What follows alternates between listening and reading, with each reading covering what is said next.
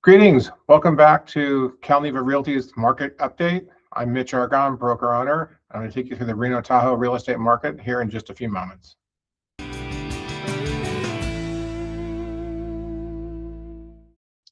Okay, let's jump right in. I've missed the last couple of months. I've been a little bit busy, but been keeping track with the market and happy to be back online this month and reporting numbers to you for June of 2026. Let's start off with median price like we have done in prior months. You can see here that it's a little bit of a mixed bag, but everything's in single digits except for Tahoe, which fluctuates quite a bit from month to month. So you have some low single digits and some low negative single digits. Pretty consistent. The month before, I think last month, we were all in the low positive single digits. And so that's what we're seeing is modest price appreciation in the market. And that's unchanged from prior months, actually for the last few years. This is a 2-year look back view, which we've seen month after month, just to give you a snapshot of what the markets do look like over time. And you can see a very slight upward trend from 2 years ago, but in general, the markets are fairly flat, very modest, low single digit price appreciation is what we're seeing. And it's been that way since really probably early 2023, since the rates have risen. Things dipped a bit late 2022. They stabilized early 2023. And so we're about 3.5 years into this cycle, which has been pretty resilient. We just touched on the median price over here, these numbers and through here. And homes sold, we have been seeing an increase in new homes going under contract or pending home sales.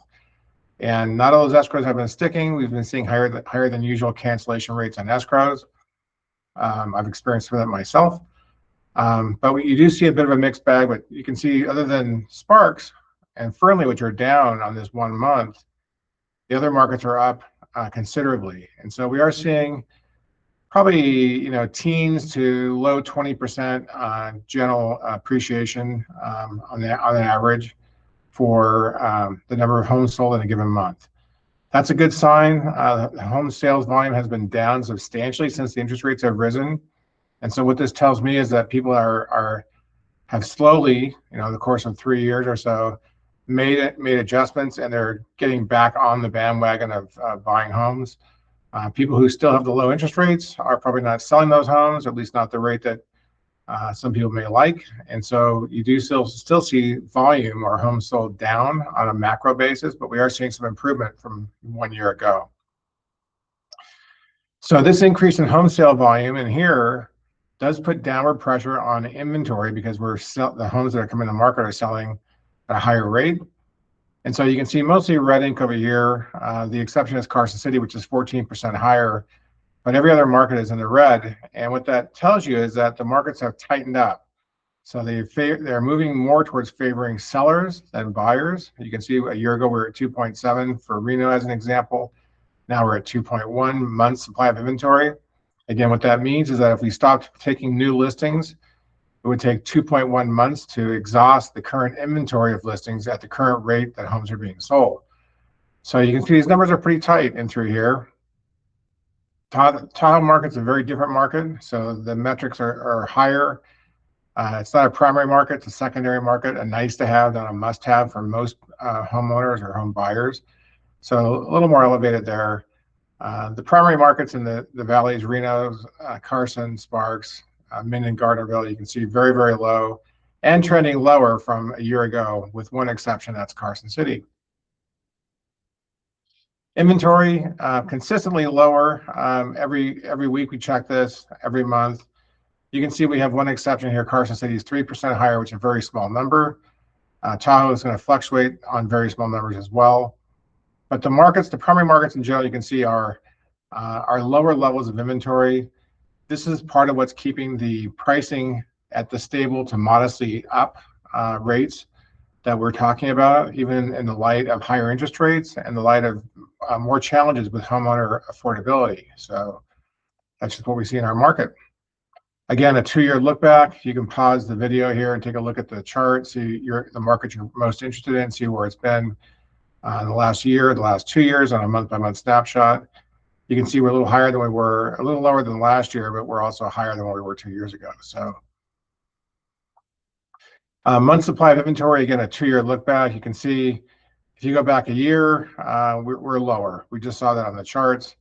And this market has been, you could call it stubborn, you could call it resilient, but this tug of war between higher interest rates, which puts pressure on prices down, and lower inventory, which puts pressure on prices up. It's kind of a slight win, a draw to a slight win for the people who are sellers, because the prices, you can see, have gone up modestly and inventory is low. We do get questions often from people who are looking to relocate to this part of the country here in Northern Nevada, and they may have been reading national news, and they may comment that they've seen prices really come down rapidly in markets like Austin, Texas, or Miami, or Atlanta, Georgia, or Tucson, Arizona. And those are all markets that saw rapid rises in price appreciation during the COVID pandemic, as did we. But those are also markets that, if you drill down just a little bit, have inventory levels today far ahead or far higher than what they had pre-COVID. And so we go back to 2019 as our reference point. So I like to show this chart to put some of this into perspective for our local market, our region. The cities that we're looking here are the primary cities that we cover in the report. Does not include Tahoe, which is a bit of an anomaly. So as of this month, there are 1,151 homes in the market, single-family homes in this geography. 2019, there's 1,644 homes. So we're about 500 homes less now than we were pre-COVID. That is why prices are remaining stable to modestly up in light of the challenges for affordability and the higher interest rates. So a market like Austin, Texas, you might see the current inventory level at 1.5 to 2 times this number from pre-COVID in 2019. So all markets are very local. This is the way our market is behaving and performing. And I think it's important to understand what's behind those numbers. And this is a big part of it, the low inventory. So a quick summary. As I mentioned, the inventory remains low and continues to contract most weeks as we check market numbers every week. Volume is up, as you can see from the prior year. I think the pricing was likely to remain flat to moderately up. I don't see the prices going up rapidly. I don't see the prices coming down rapidly. This dynamic that we have established, and we talked about it for quite some time, is pretty well entrenched. And it's been going on now for 3.5 years or so. So I think we may be about halfway through a long real estate cycle where we have this constraint of inventory and the challenges for affordability: A, high prices; B, higher interest rates. And those rates did tick up higher during the Iran war. They were just under 6 prior to the war. They're running now about 6.6 for a conventional 30-year loan. So puts a little more pressure on affordability. So buyers, it just depends on the marketplace. If a home is new on the market and it's priced well, you may find more than one buyer at the door. It could be competitive, but we do see homes on the market longer just as well. So it's kind of a mixed bag. Very, very case specific, market segment specific, location specific. So make sure you're working closely with your agent to understand those dynamics, those nuances in our market. If you're a seller, as you can see, the market remains favorable, but as I mentioned, for the buyers and competition, we are seeing buyers being more discerning than they have been in recent past. And there's not the same great sense of urgency among buyers to just jump on whatever the next home is that's available. We're seeing people really in more of a watch and wait type of a pattern. So it's kind of a mixed bag out there. You can see the numbers, but this is also just some insights from what we're seeing from every day being in the trenches, working with buyers and sellers in our market. That's going to cover it for this month. Thanks for watching. The full report is available down below this video. There's a link to the Greater Reno Tahoe Real Estate Report, and that has the charts I've shown you here and others in great detail, market by market. If you want to dig down to details, that's all there for you. This is just a snapshot here in the video. If you have any questions, post them here on YouTube or give a reply to the email you may have received. Reach out to us any way you like to. We'd be happy to help me or any of the agents in my brokerage from our Reno office or our Carson Valley office. we welcome the opportunity. Thanks for watching.